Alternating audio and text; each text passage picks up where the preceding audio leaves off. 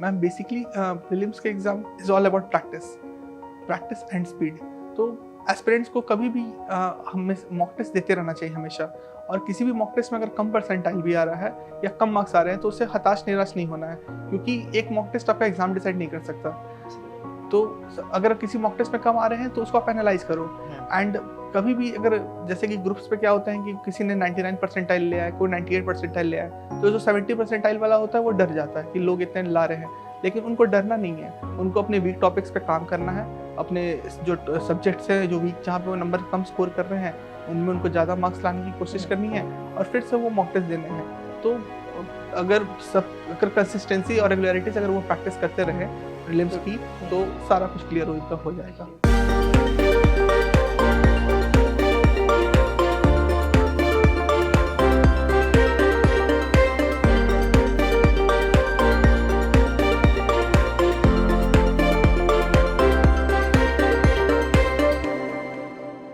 Hello aspirants, a very warm welcome to Chamomile Tea with Toppers, an initiative by Unacademy. I'm Twinkle Gangwar, your host for today, and today we have Akshay Singh with us and he's going to tell us everything about his journey. So hello Akshay sir, how are you? I am fine ma'am. Hello. So हम सब जानना चाहते हैं, पर उससे पहले हम थोड़ा सा आपके बारे में जानना चाहते हैं, योर बैकग्राउंड, आप कहाँ से हैं, आपने पढ़ाई कहाँ से की, so all over to you. मेरा नाम अक्षय सिंह है मैम, मैं पटना से हूँ। मैंने 10th एंड 12th पटना से की है और फिर मैंने बीटेक किया है इलेक्ट्रिकल इंजीनियरिंग में। उसके बाद मैंने जॉब किया और फिर 2021 के बाद फिर मैंने बैंकिंग की प्रिपरेशन स्टार्ट की थी अनअकैडमी से। तो हम ये जानना चाहते हैं, आप जब प्रिपेयर कर रहे थे उस टाइम पे were you working somewhere already? No ma'am, जब मैं प्रिपेयर कर रहा था वो मंथ था सितंबर 2021, तो उसके जस्ट पहले तक मैं जॉब कर रहा था बजाज में। तो कोविड के सेकंड वेव के कारण वो फिर मेरी जॉब जो है चली गई थी। तो उसके बाद फिर मुझे दो ऑप्शन थे, या तो मैं फिर किसी पावर डिस्ट्रीब्यूशन कंपनी में जॉब ढूंढता या तो मैं प्रेप की तरफ स्विच करता। तो फिर मैंने सोचा कि क्यों ना एक बार प्रिपरेशन की जाए, अभी एज भी है, टाइम भी है और एनर्जी भी है। तो फिर मैंने उससे समय डिसाइड किया कि मुझे प्रिपरेशन करनी है। तो आपने उस वक्त डिसाइड किया कि आप प्रिपेयर करेंगे एंड आप पूरी फैमिली को बताया, तो they were all supportive about it? Yes ma'am, क्योंकि जब जॉब भी कर रहे थे तो भी कहीं ना कहीं हर बार बोले जाता था कि गवर्नमेंट जॉब का प्रिपरेशन करो, गवर्नमेंट जॉब का प्रिपरेशन करो। तो लगा कि जब कोविड ने ये मौका दिया है तो क्यों ना इस मौके को एक फॉर्च्यून में बदला जाए। सो ये बैंकिंग के एग्जाम आपको पहले से आना था यहाँ पर, या फिर इट वाज बिकॉज ये सब सिचुएशन क्रिएट हुई, पहले से ये एम था? मैम थोड़ा मोड़ा इंक्लिनेशन था एप्टीट्यूड की तरफ, क्योंकि कॉलेज में जब प्री प्लेसमेंट ट्रेनिंग होती थी तो उसमें भी एप्टीट्यूड के क्वेश्चन पूछे जाते थे। तो फिर जॉब लग गई तो फिर गवर्नमेंट जॉब की तरफ ध्यान नहीं किया। और फैमिली बैकग्राउंड में भी कुछ लोग बैंक से हैं, तो उस वजह से दोनों तरफ से देखा जाए तो हल्का फुल्का इंक्लिनेशन बैंकिंग एग्जाम्स की तरफ ही आ गया था मैम। रहा था यस। सो आपने कितने अटेम्प्ट्स दिए हैं इसके लिए? SBI PO के लिए मैम ये सेकंड अटेम्प्ट है मेरा, जिसमें मैंने क्वालिफाई किया है। फर्स्ट अटेम्प्ट में प्री क्लियर हो गया था बट मेंस कुछ मार्क्स से रह गया था, एंड ये सेकंड अटेम्प्ट में मैं फाइनल सिलेक्शन। तो क्योंकि जब कहते हैं कि एक बार आप जॉब करने लग जाते हैं, when you start earning money it gets very difficult to get back to student life. तो एक तो ये, और ऊपर से 2 अटेम्प्ट्स लगे आपको, तो आपने अपने आप को मोटिवेटेड कैसे रखा कि हार नहीं माननी है, अक्षय हार नहीं माननी है, वो कैसे किया? पहली बात तो मैम जैसे कि आपने जो बोला बिल्कुल सही बोला कि जॉब हो जाने के बाद सैलरी आने लगती है हर मंथ, तो फिर एक वो आदत लग जाती है कि हर मंथ जब पैसे आ रहे हैं। बट जब जॉब चली गई तो लगा कि जो पैसे आ रहे हैं तो वो कहीं ना कहीं मतलब प्राइवेट कंपनी के थ्रू है, तो वो फिर किसी कंपनी में फिर से ले ओवर हो सकता है। तो उस वजह से था कि इस बार ऐसा कुछ करना है जो परमानेंट रहे। एंड सेकेंडली मैं मोटिवेटेड इस वजह से रखा क्योंकि मैंने जॉब करके देखा है, तो जितना भी मतलब ये रहता है कि एक अच्छी लाइफस्टाइल का भरोसा, और गवर्नमेंट जॉब के साथ एक सबसे एक चीज़ ऐड ऑन होती है सोशल रिस्पेक्ट। तो इन चीज़ों की वजह से फिर मैंने अपने आप को मोटिवेट रखा गवर्नमेंट जॉब के लिए कि जो पहले हुआ दोबारा वैसे हादसा ना हो और तकलीफ ना आए लाइफ में, स्मूथ चले, तो ये अचीव करना जरूरी है। कि कितने भी अटेम्प्ट्स लगे लेकिन करना है।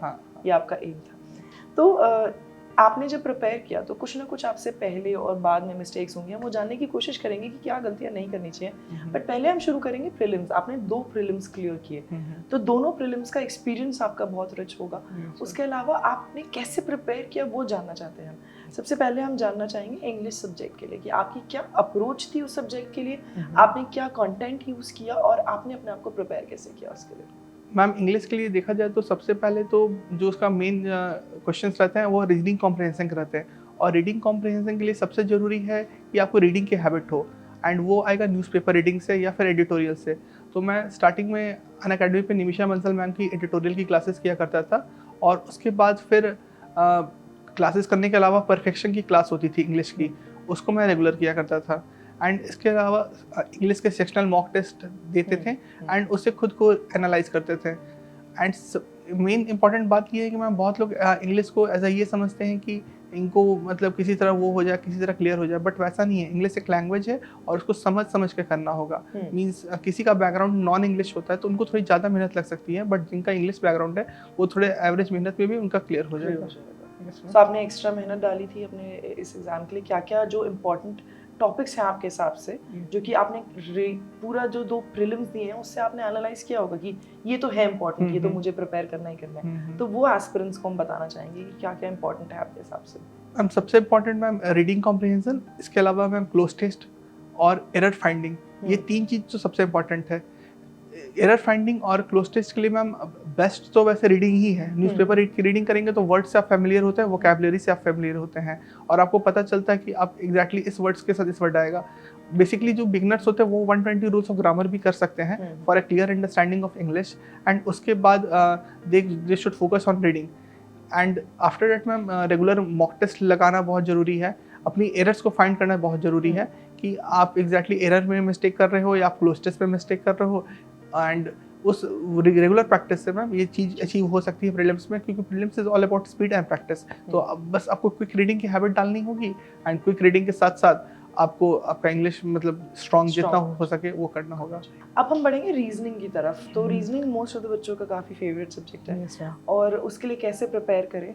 वैसे तो लोग कहते हैं कि that is the fun element of this exam, तो लोग काफ़ी एक्स्ट्रा प्रिपेयर भी करते हैं and they enjoy doing it, but still कुछ बच्चे हो सकते हैं जिन्हें ना पसंद हो, पर कैसे प्रिपेयर करें और क्या इंपॉर्टेंट टॉपिक्स हैं आपके हिसाब से। रीजनिंग के लिए प्रीलिम्स में सबसे इंपॉर्टेंट है मैम पजल्स। 35 मार्क्स का रीजनिंग का पेपर होता है मैम, उसमें 20 से 25 मार्क्स के पजल्स आ जाते हैं। अप्रॉक्स 20 मार्क्स से तो हर ईयर आते हैं, हर एग्जाम में आते हैं। तो मेनली पजल्स के लिए मैम सबसे इंपॉर्टेंट है उसकी basic understanding, and basic understanding के बाद उसकी बहुत सारी प्रैक्टिस। आपको कम से कम टाइम में पजल्स को करने हैं, और जो भी कंडीशंस आप मिनिमाइज करके कर सके, जितने कम कंडीशन में पजल को सॉल्व कर सके, वो काफ़ी ज़रूरी है। तो पजल्स के लिए तो मैम मैंने अंकुश सर से पढ़ा था अनअकैडमी पे, और पजल्स के अलावा जो बाकी के जो मिसलेनियस टॉपिक हैं जैसे direction distance, syllogisms and blood relation, coding decoding, इन सब का मैम पहले आप अपने टीचर्स जो भी आप अनअकैडमी में पढ़ रहे हैं उनसे आप अपने टॉपिक्स का बेसिक्स क्लियर कर लीजिए। बेसिक्स क्लियर करने के बाद आप जो भी उनके क्वेश्चंस आ रहे PDF में उसको सॉल्व करिए, और फिर उसी प्रैक्टिस को मॉक टेस्ट में अपने कंटिन्यू करिए। तो इससे आपका रीजनिंग काफ़ी अच्छा हो सकता है। बस ध्यान रखना है कि कभी कभी एग्जाम्स में ब्लड रिलेशन के क्वेश्चन थोड़े ट्रिकी आते हैं, तो उनको एक्सपीरियंस लास्ट में करेंगे तो वो ज़्यादा अच्छा रहेगा, और बाकी क्वेश्चंस को वो थोड़ा पहले कर लें। जो इजी क्वेश्चंस हो, स्ट्रैटेजी बेसिकली होनी चाहिए, इजी क्वेश्चंस जल्दी करें ताकि मार्क्स अटेम्प्ट कर सकें। एब्सोल्युटली। अब बढ़ेंगे हम क्वांट की तरफ, जो कि काफ़ी मैथ्स रिलेटेड है। तो कई बच्चों को नहीं अच्छा लगता होगा मैथ्स, कई बच्चों को बहुत अच्छा लगता होगा। आपका क्या एक्सपीरियंस था, अच्छा है, बहुत अच्छा है या बुरा है, और आपने कैसे प्रिपेयर किया। ऐसे कि मैं इंजीनियरिंग बैकग्राउंड से था, तो मैथ्स थोड़ा मोड़ा तो रिलेटेबल था मेरे लिए कि हाँ ये कुछ है, लेकिन मेन था कि जो हमारी बैंकिंग की जो मैथ्स आती है वो कम्प्लीटली डिफरेंट होती है, मीन्स वो क्वांट बेस्ड होती है। तो मैथ्स के लिए सबसे पहले तो ज़रूरी है कि जितने भी आपके अर्थमेटिक के बेसिक चैप्टर्स हैं, right from the percentage to probability, आपको सारे चैप्टर्स का पूरा कंप्लीट अंडरस्टैंडिंग होना चाहिए। जिस भी टीचर से आप अनअकैडमी पढ़े, मैंने आशीष अरोड़ा सर से और हर्षल अग्रवाल सर से पढ़ा था। इसके बाद जब सारे चैप्टर्स को आप पढ़ लो, तो जो भी कोई टीचर्स ने PDF अपलोड की हुई है, प्रैक्टिस सेट अपलोड किया हुआ है, तो हर चैप्टर का आप उससे उसी समय प्रैक्टिस करते चला करो। अगर कोई टॉपिक आपको समझ में नहीं आ रहा है तो रिकॉर्डेड वर्जन्स भी होती हैं, आप उसको दोबारा भी देख सकते हो। टॉपिक के साथ थोड़ा टाइम स्पेंड करने से टॉपिक की फैमिलियरिटी बढ़ जाएगी। एंड उसके बाद जैसे ही आप सारे टॉपिक्स को कंप्लीट कर लो या आप 60% टॉपिक्स कंप्लीट कर लो तो आप मॉक टेस्ट की तरफ स्विच कर सकते हो। मॉक टेस्ट में आप सबसे पहले सिंप्लीफिकेशन अप्रॉक्सीमेशन जो बेसिक कैलकुलेशन है उसको आप पहले करके फिर आप डाटा इंटरप्रिटेशन की तरफ बढ़ सकते हो। डेटा इंटरप्रिटेशन के लिए मेनली ज़रूरी है कि आपको basic understanding addition subtraction percentage average ratio ये सब का होना चाहिए और आप उसके बाद आप अर्थमेटिक के क्वेश्चंस को कर सकते हो। एंड बेसिकली बस यही है कि इसमें आपको अपनी जो अप्रोच है और जो आपकी एक्यूरेसी है वो दोनों को आपको बिल्कुल सही रखनी होगी। तो ये तो था हमारा सब्जेक्ट वाइज प्रिपरेशन और आपने 2 प्रीलिम्स क्लियर किए तो ऑफ कोर्स आपका प्रिपरेशन काफ़ी स्ट्रॉन्ग रहा होगा। पर मैं ये जानना चाहती हूँ कि ओवरऑल आपके हिसाब से क्या चीज़ें हैं जो बहुत इंपॉर्टेंट है एस्पिरेंट्स के लिए कि हाँ ये पॉइंट्स तो आप याद ही रखो क्योंकि ओवरऑल ये पॉइंट्स बहुत ज़रूरी हैं आपके लिए एक प्रीलिम्स का एग्जाम निकालने के लिए स्पेशली। मैम बेसिकली प्रीलिम्स का exam is all about practice and speed. तो एस्पिरेंट्स को कभी भी हमें मॉक टेस्ट देते रहना चाहिए हमेशा और किसी भी मॉक टेस्ट में अगर कम परसेंटाइल भी आ रहा है या कम मार्क्स आ रहे हैं तो उससे हताश निराश नहीं होना है क्योंकि एक मॉक टेस्ट आपका एग्जाम डिसाइड नहीं कर सकता। तो अगर किसी मॉक टेस्ट में कम आ रहे हैं तो उसको आप एनालाइज करो। एंड कभी भी अगर जैसे कि ग्रुप्स पे क्या होता है कि किसी ने 99 परसेंटाइल लिया है कोई 98 परसेंटाइल लिया है तो जो 70 परसेंटाइल वाला होता है वो डर जाता है कि लोग इतने ला रहे हैं, लेकिन उनको डरना नहीं है, उनको अपने वीक टॉपिक्स पे काम करना है, अपने जो सब्जेक्ट्स हैं जो वीक जहाँ पे वो नंबर कम स्कोर कर रहे हैं उनमें उनको ज़्यादा मार्क्स लाने की कोशिश करनी है और फिर से वो मॉक टेस्ट देने हैं। तो अगर कंसिस्टेंसी और रेगुलरिटी से अगर वो प्रैक्टिस करते रहे प्रीलिम्स की तो सारा कुछ क्लियर हो जाएगा। तो आपका डेली रूटीन क्या था क्योंकि कोविड का टाइम था तो आप क्या रूटीन फॉलो करते थे सुबह से शाम तक वो जानना चाहेंगे हम आपसे। मैम जैसे कि 2022 के मतलब जैन से मुझे पता चल गया था कि एग्जैक्टली क्या सब्जेक्ट्स है और कैसे कैसे प्रिपरेशन करना है। मुझे 2-3 महीने लगे थे पहले सॉर्ट आउट करने में। तो उसके बाद जब मैंने देखा तो मैं सुबह पहले निमिषा बंसल मैम के एडिटोरियल क्लास से दिन का शुरुआत करता था। उनके एडिटोरियल होने के बाद मैं न्यूज़पेपर रीड खुद से भी करता था। जैसे स्टार्टिंग में मैंने इंडियन एक्सप्रेस से स्टार्ट किया था और उसके बाद फिर मैं द हिंदू पे गया था। इसके बाद मैं जो चैप्टर्स चल रहे हैं अर्थमेटिक की जो क्लासेस चल रही हैं उनकी आशीष सर की प्रीलिम्स की उनकी क्लासेस को लाइव या रिकॉर्डिंग जैसे भी हो सके देखा करता था। और उसके बाद रीजनिंग की जो भी चैप्टर वाइज वीडियो चल रही है उस टाइम जो भी प्रैक्टिस की बेसिक्स के चल रहे हैं उसको मैं करके शाम में मैं पीडीएफ के थ्रू सारे क्वेश्चंस को सॉल्व करता था जो भी सर ने पीडीएफ अपलोड की है। एंड रात में मैं 1 घंटे जीए के रिवीजन को देता था। जो भी सुबह में जनरल अवेयरनेस की क्लासेस हुई हैं कपिल काटपाल सर से अभिजीत मिश्रा सर से उनकी क्लासेस को मैं किया करता था रात में और उन क्लासेस के बाद उनके नोट्स बनाकर फिर मैं सारा कुछ रिवाइज करके मैं सो जाता था। और जब 6 महीने के बाद प्रैक्टिस हो गए उसके बाद मैं मॉक टेस्ट पे ज़्यादा स्विच कर गया, मतलब जब सिलेबस खत्म हो जाने के बाद में। तो मॉक टेस्ट के थ्रू आपने एनालाइज किया कि आपकी पूरी की प्रिपरेशन किस ट्रैक पे है कि आप कहाँ हैं। Yes ma'am. बढ़िया। अब हम बनेंगे मेंस की तरफ। जैसे कि मेंस का ऑफ कोर्स पेपर बहुत मुश्किल आता है और आपने सेकंड अटेम्प्ट में क्लियर किया मेंस।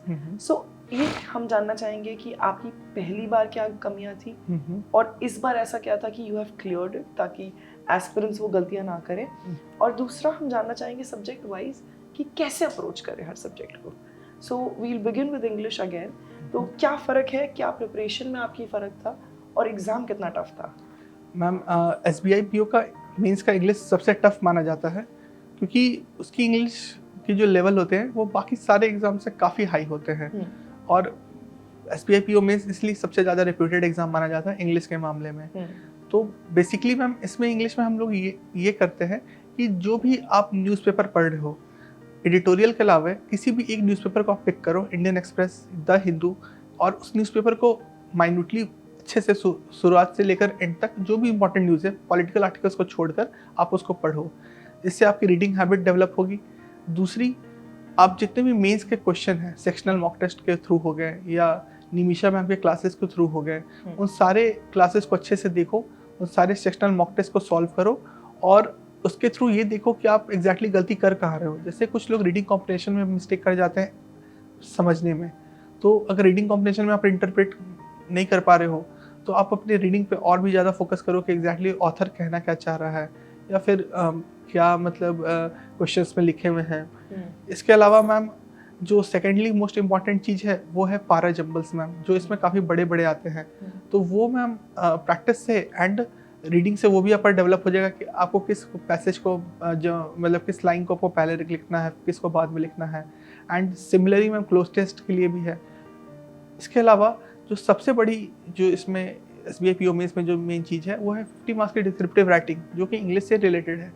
एंड डिस्क्रिप्टिव राइटिंग के लिए नथिंग कैन हेल्प बट सिर्फ और सिर्फ रीडिंग से ही हो पाएगा, क्योंकि आपको एग्जैक्टली लाइंस कैसे फ्रेम करने हैं, कौन सी लाइन पहले आएगी, कौन सी लाइन बाद में आएगी, पैराग्राफ कितने लंबे रखने हैं, कंक्लूजन कैसे स्टार्ट कैसे करना है, कंक्लूड कैसे करना है, बीच का सब्जेक्ट बॉडी मैटर क्या होगा, वो बहुत इंपॉर्टेंट हो जाता है। तो इन सब वजह से निमिषा मैम की भी डिस्क्रिप्टिव की काफ़ी वीडियोस हैं, उनकी बुक भी है और अनअकैडमी पे क्लासेस भी काफ़ी हैं। इन सब को आप करके और रीडिंग के साथ आप डिस्क्रिप्टिव राइटिंग को आप अच्छा कर सकते हो। तो दोनों का मिलाकर कॉम्बिनेशन करके आपको अच्छे मार्क्स आ सकते हैं। अब हम आगे बढ़ेंगे अगेन रीजनिंग के लिए और वही जानने की कोशिश करेंगे कि क्या फ़र्क है और आपने कैसे प्रिपेयर किया इन इम्पॉर्टेंट टॉपिक्स। मैम रीजनिंग में सबसे इम्पॉर्टेंट टॉपिक जो है वो है critical reasoning. Critical reasoning mains में काफ़ी ज़्यादा फुट होल्ड रखता है, क्योंकि 10 to 12 मार्क्स से क्रिटिकल रीजनिंग आता है।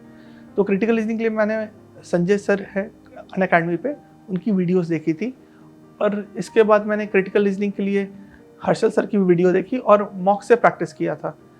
तो मेन अगर क्रिटिकल रीजनिंग के अगर आप 10-12 नंबर ले आते हो, अगर आपको उसकी अंडरस्टैंडिंग अच्छी हो जाती है, अगर आपकी इंग्लिश की अंडरस्टैंडिंग अच्छी है तो then you are safe. Means इस बार SBI PO में इसमें क्या हुआ था कि पजल्स काफ़ी टफ थे, लोगों से पजल्स सॉल्व नहीं हो रहे थे। तो इसमें जिन्हों का क्रिटिकल रीजनिंग स्ट्रॉन्ग था उनको क्रिटिकल रीजनिंग ने यहाँ सेव किया। अगर आप ये पजल्स बन जाते हैं तो well to do, you are good कि अगर कोई ऐसा सॉल्वेबल पजल आया तो आप बना लो। बट उसके पहले आपको पूरा पेपर को स्किम करना होगा कि एग्जैक्टली कितने क्वेश्चन है, कौन कौन सा क्वेश्चन आप बना पा रहे हो, कौन सा नहीं बना पा रहे हो। और उसके बाद जब वो अगर आप स्किम कर लेते हो एंड देखा कि अगर कोई पजल इजी है तो उसको आप सॉल्व कर लो। एंड उसके बाद अगर कुछ मिसलेनियस अगर आपके बन रहे हैं जो कि थोड़े से ऊपर लेवल के होते हैं प्रीलिम से उनको आप कर लो। एंड उसके बाद आप क्रिटिकल रीजनिंग पे स्विच कर जाओ। And critical reasoning SBI PO mains के लिए बहुत ही जरूरी है मैम। बहुत ही ज़रूरी है। तो इस बार वाला जो एग्ज़ाम आया था उसमें पजल्स आप सॉल्व कर पाए? मैम मैंने एक पजल सॉल्व किया था बस, इसके अलावा मैंने क्रिटिकल रीजनिंग सॉल्व किया था और कुछ मिसलेनियस के क्वेश्चन 1-2 किए होंगे। इस बार का मैम SBI PO मेंस का रीजनिंग एंड क्वांट्स दोनों काफी टफ आए थे। यस मैम, सुना था मैंने। पजल्स कई लोगों से सॉल्व नहीं हो पाई, उन लोगों से तक सॉल्व नहीं हो पाई जिन्होंने कई सारी पजल्स करी हैं एवरी सिंगल। यस, तभी जानना चाह रहे थे हम लोग। तो आगे बढ़ेंगे अब हम क्वांट के प्रेप के लिए। उसके लिए आपको कैसे अप्रोच करना है और क्या इंपॉर्टेंट टॉपिक्स हैं आपके हिसाब से, वो भी बताइएगा। क्वांट के लिए मैम सबसे इम्पॉर्टेंट जो है, जो बहुत सारे एस्पिरेंट मिस्टेक करते हैं, वो कुछ चैप्टर्स को छोड़ देते हैं। जैसे मैम किसी ने प्रोबेबिलिटी छोड़ दिया, किसी ने मेंसुरेशन को छोड़ दिया, किसी ने कोई टॉपिक जो समझ में नहीं आया उसको छोड़ दिया। बट ये मिस्टेक नहीं करनी है। इस बार के SBI PO मेंस में क्वांट में प्रोबेबिलिटी सी DI आई थी, डेटा इंटरप्रिटेशन आया था, जो कि काफ़ी ईजी था और डुएबल था। तो ऐसे ऐसे क्वेश्चंस कभी कभी हमें जो ईजी आते हैं और अगर हमें चैप्टर की फैमिलियरिटी ना हो तो हम उनको पिक नहीं कर सकते, उनको सॉल्व नहीं कर सकते। तो सबसे इंपॉर्टेंट है मैम कि एस्पिरेंट्स जो भी है वो सारे चैप्टर्स को करें। किसी भी चैप्टर को वो फॉर ग्रांटेड ना लें कि इन चैप्टर को छोड़ देते हैं, उनको छोड़ देते हैं। अगर उनको समझ में नहीं आ रहा है तो वो दोबारा देखें, तीसरी बार देखें, प्रैक्टिस करें, लेकिन चैप्टर छोड़े ना। सेकेंडली, जब मैम क्वांट का सेक्शन जब ओपन हो एग्जाम में तो पूरे 50 क्वेश्चन को एक बार स्किम कर ले कि कौन सा क्वेश्चन उनसे बन पा रहा है, कौन सा क्वेश्चन नहीं बन पा रहा है, कहीं सिंप्लीफिकेशन है कोई 1-2 नंबर का सिंपल, कहाँ पे डेटा इंटरप्रिटेशन है, कहाँ पर अर्थमेटिक के क्वेश्चंस हैं। तो इन सारी चीज़ों को अगर वो देख ले एक बार और फिर वो अपने लाइकलीहुड वाले क्वेश्चन पिक कर ले कि इनको मुझे सॉल्व करना है, तो उसके थ्रू वो अच्छा परफॉर्म कर सकते हैं। एंड मोस्ट इंपॉर्टेंट है मैम कि किसी भी क्वेश्चन में स्टक नहीं होना है। अगर आपसे वो क्वेश्चन 5 मिनट 10 मिनट तक नहीं बन पा रहा है तो आप उस क्वेश्चन से मूव ऑन कर जाओ। आप जो भी क्वेश्चन जो नेक्स्ट डुएबल है आप उन पे ये करो। ऐसा ना कि आपका पूरा जो सेक्शनल टाइमिंग है वो एक ही क्वेश्चन पे निकल जाए और आप फिर कुछ भी क्वेश्चन वहाँ से सॉल्व ना कर पाओ। एब्सोल्युटली, टाइम मैनेजमेंट बहुत ज़्यादा ज़रूरी है। यस मैम, बहुत ज़रूरी है। सो यहाँ आ जाता है एक एक्स्ट्रा सब्जेक्ट जो कि है जनरल अवेयरनेस। Yes ma'am. तो इसके लिए क्या आपने शुरुआत से प्रिपेयर किया और कैसे प्रिपेयर किया? एंड सिंस आपने मेंशन भी किया कि आप नोट्स भी बनाते हैं, तो क्या इस सब्जेक्ट के लिए नोट्स बनाए आपने, क्या किया पूरा, प्लीज़ अपडेट करिए। मैम जनरल अवेयरनेस के लिए मैंने स्टार्टिंग में नोट्स बनाए थे, बट जैसे जैसे जब आपका जुलाई अगस्त का मंथ आता है ना तो फिर एग्ज़ाम के सीज़न स्टार्ट हो जाते हैं, तो उस समय नोट्स बनाना मैम थोड़ा सा टाइम टेकिंग ज़्यादा हो जाता है और फिर वो सिंक्रोनाइज नहीं हो पाते पूरे रूटीन से। तो उस टाइम मैंने मैम जो भी पीडीएफ थे, मॉक ड्रिल हो गए या जो भी पीडीएफ जो टीचर के क्लासेस के थ्रू आ रहे हैं, उसको मैं प्रिंट कर लेता था और प्रिंट करके उसको मैं पढ़ता था।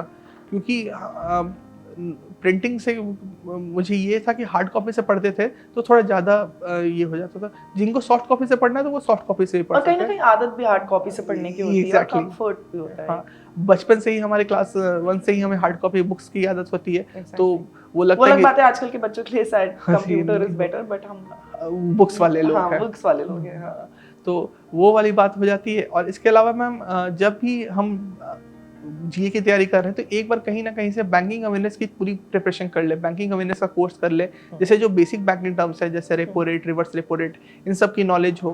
क्योंकि एग्जाम्स में आजकल देखा गया है कि आरबीआई के सर्कुलर काफ़ी आ रहे हैं और आरबीआई के सर्कुलर अंडरस्टैंडिंग तभी हो सकते हैं जब हमें बेसिक बैंकिंग पता हो।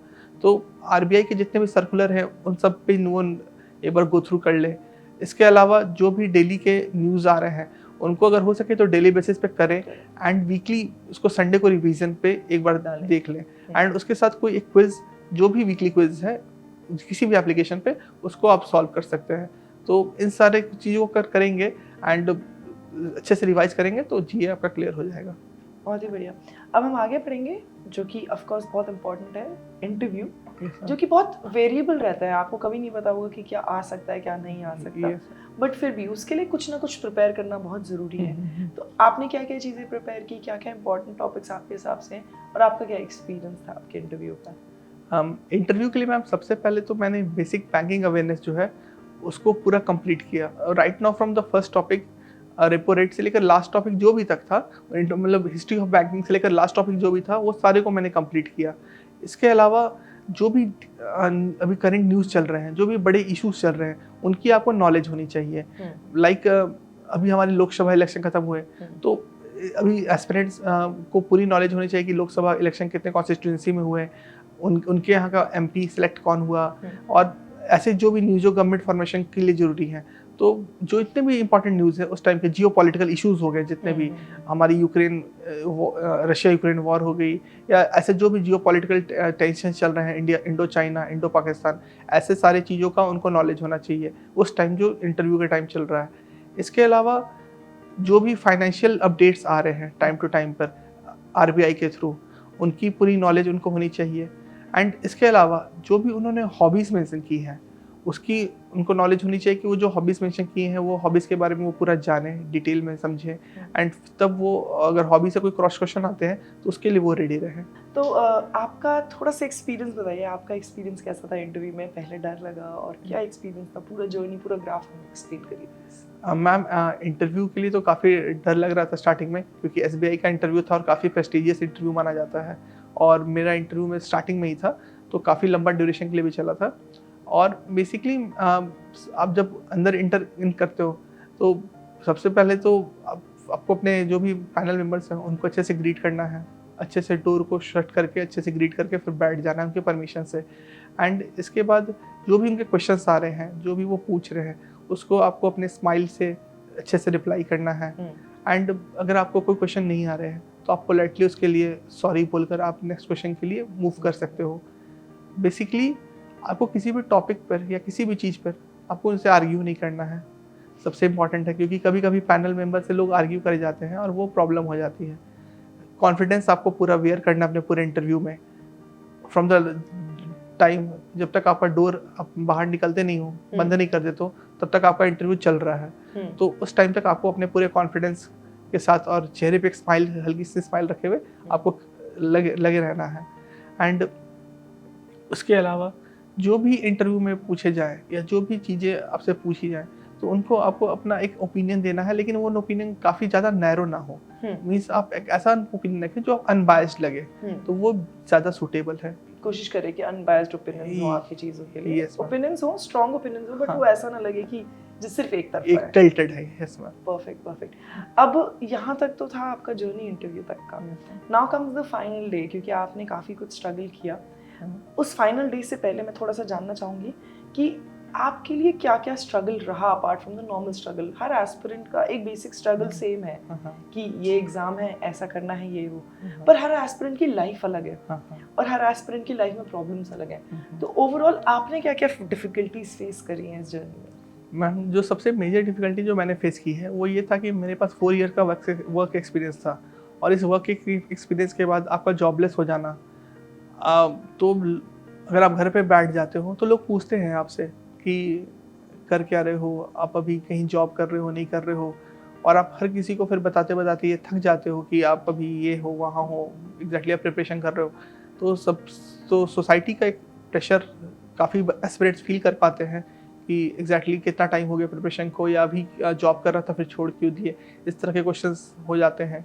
सेकेंडली मैम जो इशू आते थे वो ये था कि कभी कभी क्लासेस जो होते थे तो क्लासेस करने के बाद कुछ टॉपिक्स कभी समझ में नहीं आते थे, लगता था ऐसा कि कभी कभी कि ये टॉपिक समझ में नहीं आ रहा, हमसे नहीं हो पाएगा, या फिर इस टॉपिक को छोड़ दें, लेकिन फिर वो किसी ना किसी तरह से अंदर से अपने आप को मोटिवेट करके उस टॉपिक को कंप्लीट करना।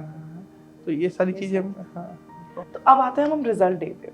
सो अभी तक तो ये आपकी जर्नी थी, डिफिकल्टीज एंड आपने कितनी मेहनत करी, पर रिजल्ट डे बहुत स्पेशल होता है।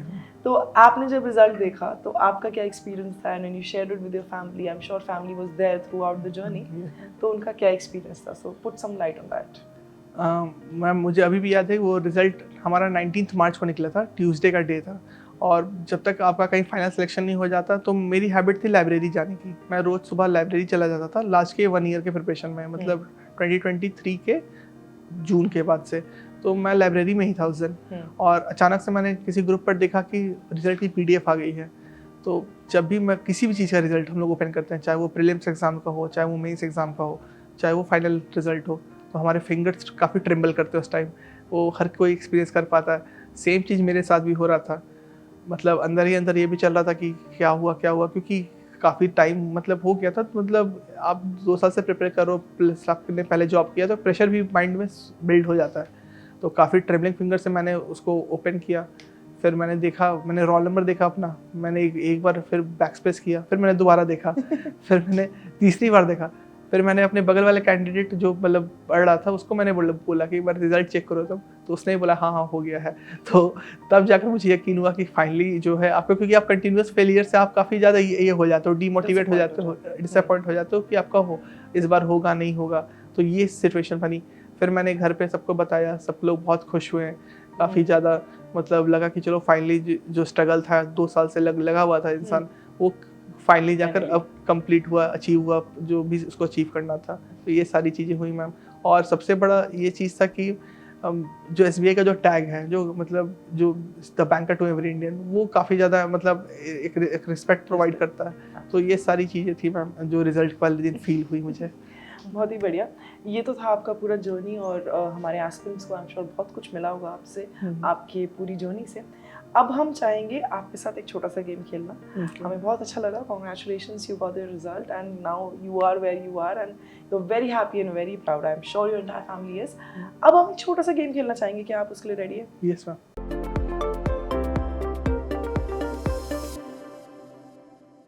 Are you ready for your rapid fire? Yes ma'am. Perfect.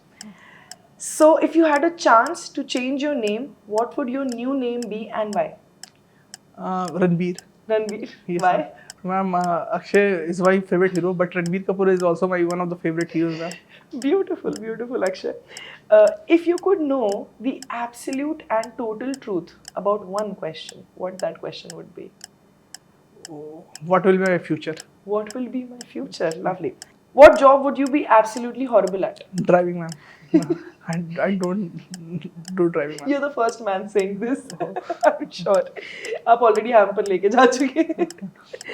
If you have world's attention for 30 seconds, what would you say? To be honest with yourself, to have all the individual qualities, let them make the world a better place to live in, and spread peace, positivity, and goodness among everyone. Beautiful. Is there any app that you hate but use it anyway? Telegram. Telegram. Okay. What's something you have tried and you will never ever try again? Eating non-veg. Eating non-veg. You've tried it? Yes. Okay. What are you most looking forward to in the next 10 years? To be a good banker, having a support for my family, and to be a responsible citizen for my country. Beautiful. What is that one food item you can never give up on? Ma'am, we Biharis love litti chokha at the most. Litti choka. Lovely, lovely. This was a lovely rapid fire. We have a little gift for you. Thank you, ma'am. Thank you so much. So now we want you to tag a topper. जैसे आप हमारे लिए एक topper है, हम चाहते हैं आप हमारे को एक टॉपर दे जिसको हम इंटरव्यू करें नेक्स्ट.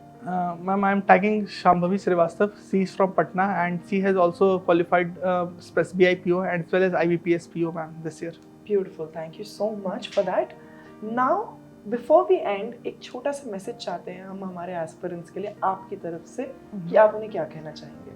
एस्पिरेंट्स को मैम मैं यही कहना चाहूँगा कि जब आप प्रिपरेशन की स्टार्ट करते हैं तो आप ये ध्यान रखें कि आपने प्रिपरेशन की जर्नी क्यों स्टार्ट की थी, और जब तक आपका गोल अचीव ना हो जाए तब तक आपको उस अपने गोल के लिए लगे रहना है, अपनी कंसिस्टेंसी को बनाए रखना है, खुद से ऑनेस्ट रहना है और कभी भी गिव अप नहीं करना है.